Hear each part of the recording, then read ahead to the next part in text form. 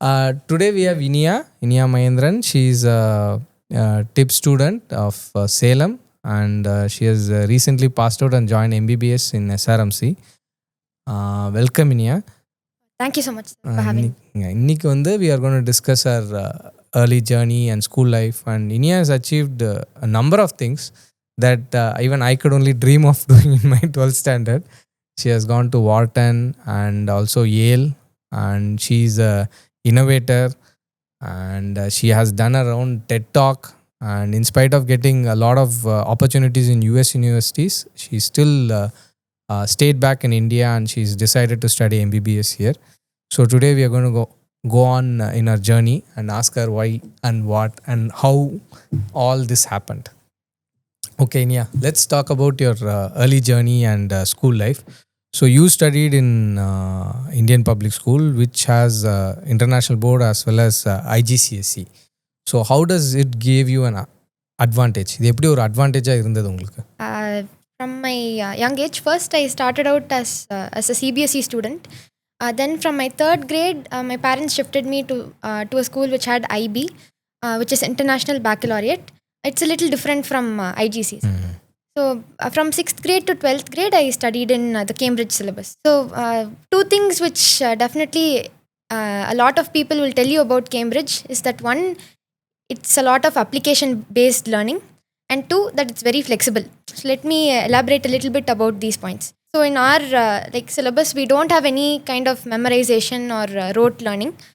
And if you look at our past papers, sir, so you'll have a lot of questions, like it won't be very direct.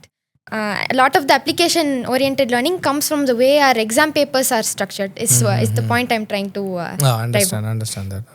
So in conclusion, the focus is not on facts or events or descriptions. The focus is more on processes, how everything is tied together, and like seeing the bigger picture of things. So it is more application oriented rather than facts and rote learning and everything. So you had topped in your French and global perspectives. So what you can tell about that, little bit about that? Yes, sir. Thank you so much for this question, because these two subjects are really very close to my heart. And out of it was out of passion that I chose these subjects. I think it comes from the fact that I've been exposed to different cultures from a very young age. So I lived in North India, in Delhi for 2 years. So Hindi, I had to learn it to make friends at school, to cover my learning materials. I also used to go to the US a few times to visit my aunt. So, which itself is a country with a lot of different cultures. And also one more big influence in my life was my mom and how she loves history and literature. So if we as a family go to any new place, country or city, the first thing we'll do is Google up whether there are any museums in that city. So we'll first go and visit it and like try to get a good feel of what the local traditions are. Yes, and I really feel culture permeates into the way people speak and their language. When I learned French, I didn't only learn like the grammar or the way of speech, but I also learned about their food, their music, their architecture. So it's basically like you get to do a kind of role play when you're speaking that language. And I was really lucky to have a very passionate teacher who was there throughout the program. I even ended up in my final speaking examination for my 10th grade board exam. I ended up singing a French song, a small portion in between the exam. So I was like really immersed in that language. Very nice. Coming to global perspectives, again, it's two words can describe it well. One is social impact, another one is teamwork. So this is a subject which had 3 components. One was, as usual, a written examination where we get like different case studies and we have to analyze it. Number 2 was an individual research project. So for around 2,500 words, we are free to choose any research question of our choice and use proper methods to give an analysis. And 3 was the team project. So we have to choose any global issue. For us, it was healthcare inequalities. And you have to come up with a solution to create some kind of local change in your community. So these 3 components really make up a very comprehensive subject. It introduces us to the realities of everyday life and to try to question why things the way they are, Way they are. and Okay, understand that. So global prosperous is all about that.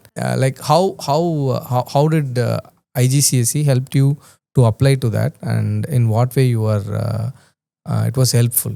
Like a lot of students would be like in your school only, and a lot of others will be interested to apply to US universities. In what way you think? In what skill set do you need to do that? Okay, so from my experience, sir, the US application, they focus not only on your test scores. So they have exams like the SAT for English and math. It's like an aptitude test. You have ACT. So some colleges have even made those tests optional now because they want to see your profile beyond that academic qualification. Okay. Good academics just gets you to their door, but beyond that, they want to see what extracurricular activities Are we you have done. capable of? So in that perspective, my syllabus and especially my school was a great foundation in that aspect, because the syllabus can give you a good foundation, but the school has to like go a step forward and like encourage us to participate in all these activities. A few activities which I think really made my profile stand out. One was Model United Nations. Okay. My school introduced it to me right from my 6th grade. So MUN, or Model United Nations, is a kind of conference which students can attend. It will simulate what happens in the real United Nations, where like world leaders from different countries come to discuss global challenges. So we are given different portfolios. So I can represent the president of Iran, and I can, delegate of Iran, and then speak about climate change, food security, and then give my ideas to solve that problem. So you had come from IGCSE background. Did it help you in NEET, or is NEET is a separate thing and it is very difficult? Did it add on, like IGCSE helped you in the preparation or not? So I would be lying if I said it was very easy to balance both the syllabuses. So at school, I was spending like my time from 9 to 4 focusing on the Cambridge syllabus, preparing for those exams and those chapters. But I had to come home, and then usually my routine would be to attend coaching classes for NEET up until 8:30. And then I had to come home and do my homework and any extra activities which I was part of preparation for that. So that was really hectic for me. And at the end of both my 11th and 12th grade, I had to take some months off from NEET preparation to focus on my board exams. Okay. So yes, it was a very like roller coaster journey. But I do feel that IGCSE and Cambridge have given me a very strong foundation for even for doing competitive exams like NEET, because our concepts will be really clear. Even if like you can't really say one syllabus is harder than the other, it just depends on which one is a better fit for you as a person. Okay, got it. And I feel there is no need to cut off all activities and like sports right from 6th grade to just do competitive exams. Yeah, that's because what people do know right now. Yeah, because all-rounder development is really very important, especially when you enter college. It's important for you to be able to like speak to other people, network, find new opportunities. So yes, if you have a proper plan and you find the right resources for yourself, it is possible to balance both things. IGCSE and go for NEET, like how you have completed it.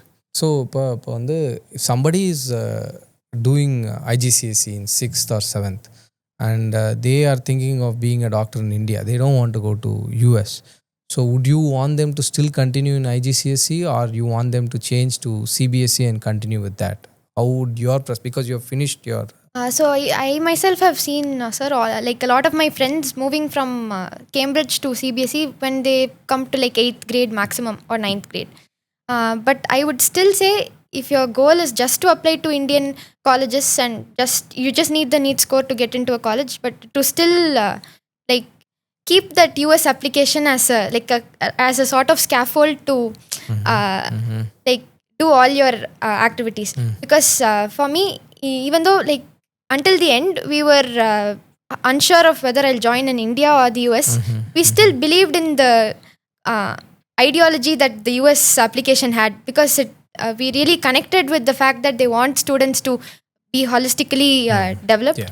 So and one more thing, you can just have a go at applying to the Ivy Leagues or any colleges abroad or in the US, just to see where you're standing and just so it will force you to develop all areas of yourself. So Yeah, I understand. It's not only about being competitive in NEET, only about entrance exam and getting a score, and you need to build up a portfolio. Like you are good in music, and you're good in other extracurricular activities like a sport, whichever one you want to pick, and then you're also good in being an innovator, getting a new device or something like that, and getting a business idea. All these things are also important, but these are Yes. not being taught in the school, or not being that much given importance, because people are more concentrating on NEET and getting that score, or a JE getting that score and getting into IIT or a good medical college. yes, sir. So that you need to be an all rounder in all the fields of life, so that it's helpful for you. That's what you mean to tell. Yes, sir. Inia has already gone to Ivy League universities and she has done some programs. So I would like her to ask and know more about what she did in Yale University as well as Wharton, both of which she has attended. So Inia, what did you do in Yale University? Yale Young Global Scholars. That was the name of the pre-college program which I attended. It's an on-campus program at Yale University in the US. My goal for like applying to this program was to understand whether attending college in the US is really the right fit for me, or whether I should continue my studies in India. So initially I applied obviously for the science track, so STEM and STEM everything and- related. okay. But I ended up getting the track which was called Literature, Philosophy and Culture. And I was completely out of place because I felt like I didn't know enough about those subjects to go and contribute something there. But actually, my perspective was really changed because I'm really grateful I got exposure to this like very new subject area. But I would say the biggest takeaway from this experience was that diverse international peer network which I was able to form. So in terms of numbers, every year 2,000 children from over 150 countries come to YYGS program. And in my batch or group alone, there would be 150 people studying whatever I was studying. So I was able to form like really new connections. And let's say in the future I want to do a startup, or like I have an idea, I know who to contact to Got it. you know have their network. Yeah. so Networking. like-minded peers who have the same passions as me, or are interested in different things but are doing it with a lot of inspiration. I think it was a really nice experience for me. For instance, I met someone in the speaker series. That was one of the components where we students get to speak on a topic of our choice for 5 minutes. And my chosen topic was empathy. Someone else talked about Africa and the educational divide in Africa, and Okay. how we can lift families from poverty there. Poverty. So after the talk, I really met up with that person, and we had a great conversation about. And I found out that even though we are miles apart, we have a similar take on things, and we find something to connect about. Really So game it was a changing. very good experience for you in terms of networking as well as learning new things from people. That is very, very good. So in Wharton, you had to design and pitch a product. Can you share us like what did you do there? Like what product did you design?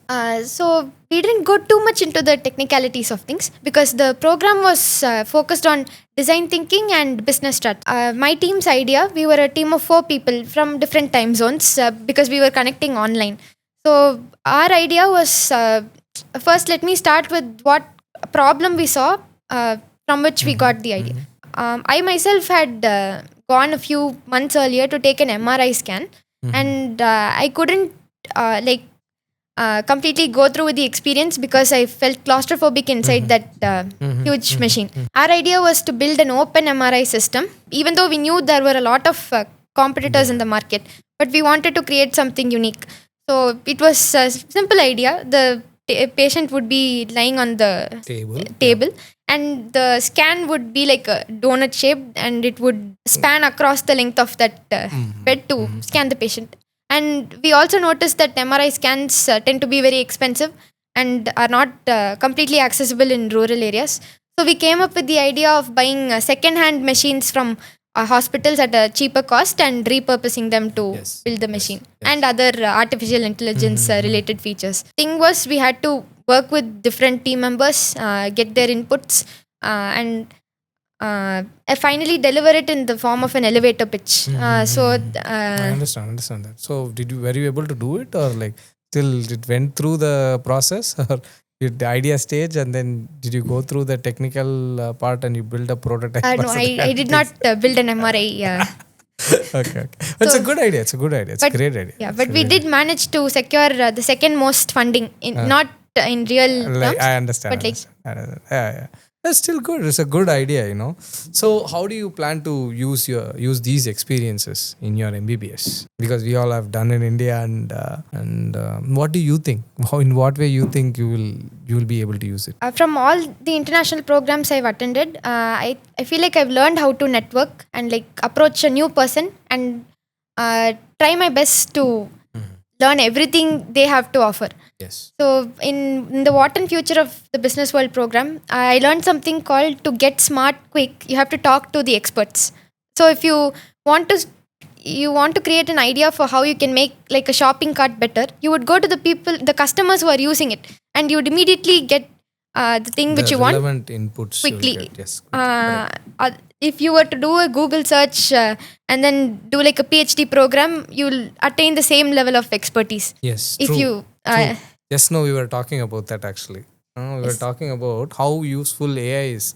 Telling him it's useful up to a certain limit to get the ideas, but to get real world experience, you need to go into the field and see the device or talk to people. How is it? So in that way, your get smart is. You're right. That's how and it is. also, I guess from your experience, also in the medical field, I guess empathy and compassion is really important to connect with very important to patient. Connect with the patients and feel more empathetic and compassionate towards them, and that improves the outcomes also in certain ways. In certain patients, they get better and they come back to you because you are little empathetic. You understand what they go through and everything. Very important to have that. And I guess I've also realized that I'm interested in research through all these experiences. So now I'll go into medical school and I'll know that I'll take whatever opportunity comes in my way to pursue research. So for example, there's the ICMR STS program for first year and second year MBBS students. Yes, it's always available. Yeah, you know that. With a stipend, we can do a research project. Yes, true. Good projects get stipend, and they fund your research project. Actually, they do that. Since I've seen how to work with different people and from different fields, and I know I know to appreciate different cultures while also being proud of my roots. Yes. So in programs like JIPMER, JIPMER and IIT Bombay, they have done like a collaboration initiative where they bring in medical students and engineering students to try and innovate solutions for problems. Yes. So it's very important. Like in medicine, we are not trained to think like that. We are not trained to innovate things. Whereas engineers, they're trained to innovate. So if a medical person goes into that, they will be a better innovator. That's how I always felt.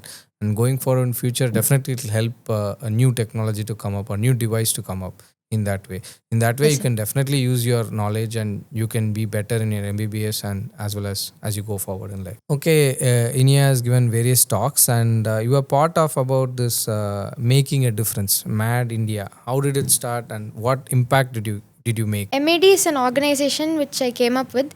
I wouldn't have really instituted like a proper organization or company to do all my volunteering and social impact activities unless the US application they give a lot of importance to social impact and volunteering. So they expect students to have created NGOs, their own organizations where they can lead something which they are passionate about. Although it's not a requirement, it's something a lot of students. So that's how I made it into an organization. So the idea actually started right from my 10th grade. So in the global perspectives subject, in my team project, the problem we were solving was anemia. So lack of awareness of anemia among rural populations. So we came up with this idea to create a children's storybook with illustrations which will take you through a form of story of a little girl who is suffering from anemia and is unable to concentrate in school and pursue her passion, which is to become a karate champion. We wrote this book and we actually went to several government schools and government aided schools, and we had interactive storytelling sessions, and we did a form of role play to actually build this awareness. We were able to see that it's really easy to create these bridges of communication and to really inspire the youth of the next generation. Making a difference is your own project. It's your own initiative. Yes. So the first book which we wrote, called Kani's Dream, I did it along with my classmate called Harshita as part of our Global Perspectives project. So from there, I realized that this seems to be a great idea in bringing about this form of awareness. So I continued to write my next book, which is about dengue. It talks about a young boy called Ram. He's having like a project from school to work on dengue and everything, but he finds out different resources on the internet, YouTube, to do his research and come up with the project. There, the message was, even though if you have limited resources in the age of the internet, education shouldn't really be like Restricted to somebody, restricted to some groups of people. So it showed how one boy is using different multimedia sources to enrich his experience and knowledge. Through these initiatives, I've been able to cover around 900 school children. There's a lot of people you have touched and you have made, educated them better, I think. So you've created a device, I believe. It's called Moody. So how did you come up with the idea, and like how did it go about, and is it a usable device right now, or it's just a prototype? So can you just elaborate on that? Like, because I find it very fascinating that we also try to create some small devices, but it's quite a challenge for me, because to do the device, to process it and then write the code and everything. As I mentioned earlier also, from a very young age, I wanted to do research, and I wanted my research to be translational. So something which people can use in their everyday life, which will impact them positively. But I never knew like the right resources or where to start in this journey. So I had a very close encounter with some bipolar patients with bipolar disorder. It's a psychiatric condition where the patient experiences extreme fluctuations of high moods, low moods, so mania and depression. Disabling disease in that in your everyday life, it really impacts your conversations with other people, how they perceive you, and also it's really difficult to handle all those mood episodes. So my idea was to create a device that could actually monitor some very easy to monitor symptoms like their heart rate, their physical activity, their speech patterns. For example, when you're depressed, you tend not to speak a lot to people, and when you're manic, you tend to speak a lot. Faster speaking rate and loudness. So I used these very simple biomarkers so the device will basically record all of this in the patient, and it will tell, okay, you're in a manic phase right now, you're in depression right now. And then using a concept called cognitive behavioral therapy, it will advise them on what to do next, how to manage these symptoms, how to identify your triggers. And I didn't do it all by myself. So this project involved some coding, machine learning. I collaborated with this organization called Omotech. So first I took their course on expert machine automation. They taught me about coding, the microcontrollers, Arduino. And after that, I worked with a mentor there to complete my project. Very nice. It's a very challenging project because we have never thought about all these things in medicine. So in order to create a new device, like even a simple device like Holter, like it's a single lead holder which records our heart rate, and that itself is very challenging, what I read. But whatever you have done is quite very good actually, and you can build upon it, and you can invent or innovate more devices which will be useful for patients like this, because they are cheaper and it's easy to make, and it makes a difference. It makes an impact to the patient as well as the physician who would like to use these things. That's very good. Right now it's in the prototype stage, but I wish to convert it into like a proper user interface where people through a mobile app they can interact with it. A very, very, very nice, innovative idea where you can really make a difference with it. So Inia, you are an all-rounder, I would put it. because you have karate, you are a black belt in karate, and piano, you are a level 6, grade 6, I think. So, and as well as you have an excellent portfolio of being an innovator, being a speaker, public speaker, and helping people, and good grades also. So, you have done everything. How do you manage it all? So I feel like I don't see these activities as very stressful activities because they act like stress busters for me in the midst of preparing for exams and doing 2 syllabuses and like trying to achieve academically. They remind me of the other things, which other aspects of my personality. So karate, it builds discipline and focus. And I've seen that it really improves my concentration while studying as well. Because I used to do my classes in the early mornings and then attend online classes during COVID. So the other one, piano. Piano, like my entire family, we are very musical. We love music, whether it's singing or percussions or piano. So I think they really enjoy it when I play something for them. So from a very young age, I've been doing that. So I've done grade 6 in the Trinity College of London music. And recently, I've also been exploring with my very favorite teacher from the US, jazz music, popular music, Disney music. So really, she encourages me to like see the story behind each piece. So she'll ask me to close my eyes and then think about what picture or what illustration comes to your mind when you're playing that piece, because you have to convey that same emotion to the audience. So I feel like it's been a great experience for me.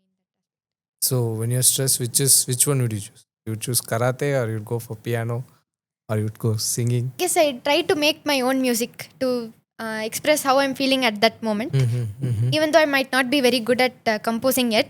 So Interesting. yes, so I guess I tried doing something like that. So, Inia, what kind of a doctor you want to become? You want to be an innovator, you want to be a clinician, or you want to be a researcher? So, there are 3 ways you can go. So, where do you want to go? So I think I want to do a bit of everything. So a mix of a physician scientist who interacts with patients, who sees the problems they are facing, takes it as a research gap and creates a solution for that.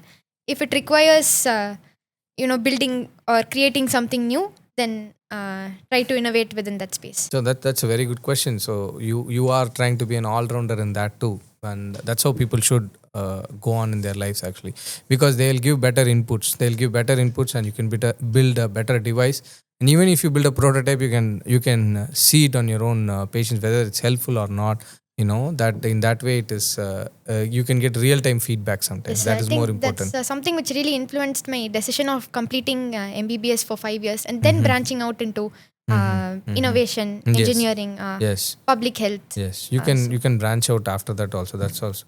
So, do you imagine yourself practicing here, or you want to go abroad? So, because you have your family roots abroad also, what do you think you will do?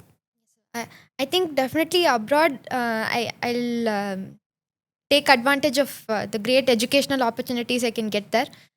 For instance, there's the Harvard and MIT collaboration called the HST program, where it trains you to become a physician scientist. You can do biomedical engineering, which is something I'm really interested in.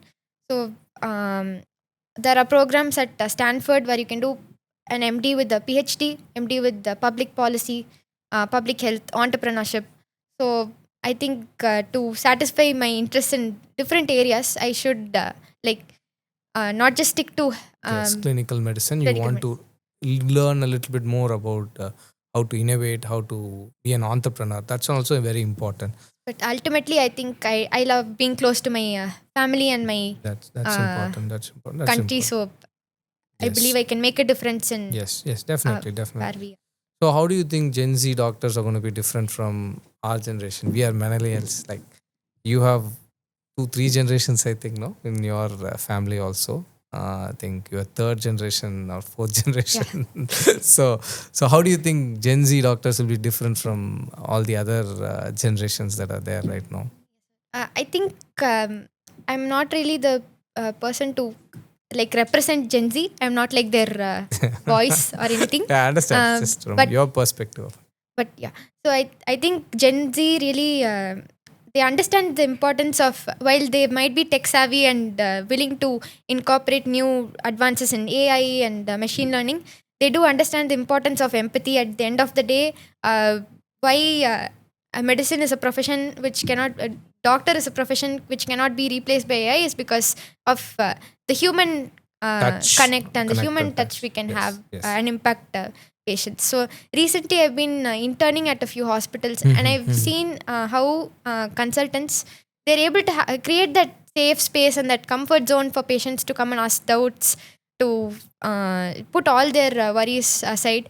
So I think Gen Z really will embrace that concept. And at the same time, I think we are a generation of leaders. So we'll always ask why, and we won't accept things at the surface level, which is also something I've learned through my journey in school.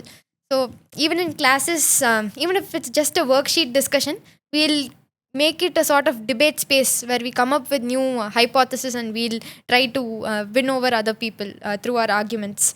Gen Z will definitely be leaders, and they will be good human beings, is what I believe. Great. It's great. It's fantastic. Anyway, last rapid fire, okay?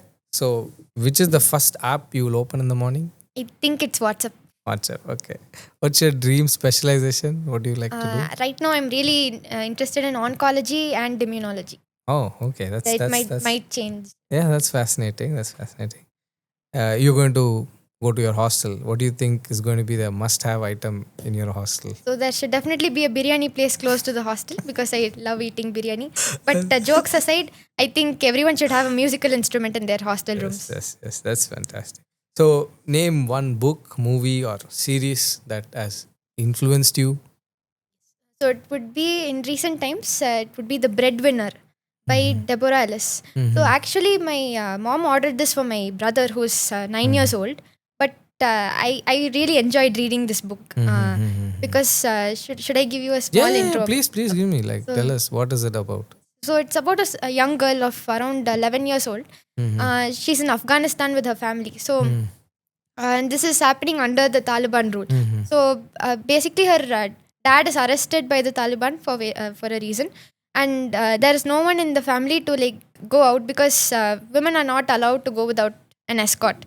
So she is forced to be the breadwinner for her family, do her father's job, get all the groceries, everything, while being disguised as a boy. So it's very transformative reading experience, and it will make you grateful for everything what we have right now. Next question is whether you want coffee, tea, or Red Bull. Complan. Especially the Kesar Badam flavor. That's good. Because partly because I'm not allowed to have coffee or tea. Oh, good. Okay. Anyway, so if your juniors in school or other people who are listening to you, what advice would you like to give them? So I didn't want to bore them with a lot of advice, so I just made 3 sentences. So number 1, trust the process. Number 2, use your passions to create impact. Number 3, there isn't a fixed path to achieve anything. If you could leave a sticky note and for your future self 10 years later, what would it be? Actually, I'm quoting Steve Jobs on this. Stay hungry, stay foolish. You might have heard him. Yes, I've heard it. So I want to emphasize that wherever I am after 10 years, I should still be a lifelong learner and continue to stay humble and get as many new points as possible. Fantastic. Yeah, that's true. Staying hungry and staying foolish is more important. Thanks, Iniya. Thanks for coming to my podcast, and it was wonderful talking to you, and we learned a lot of things, and you'd like to say something and finish. Thank you so much for your time, sir, and I really enjoyed sharing all my insights and learning from this conversation as well. I hope it was informative and interesting for everyone.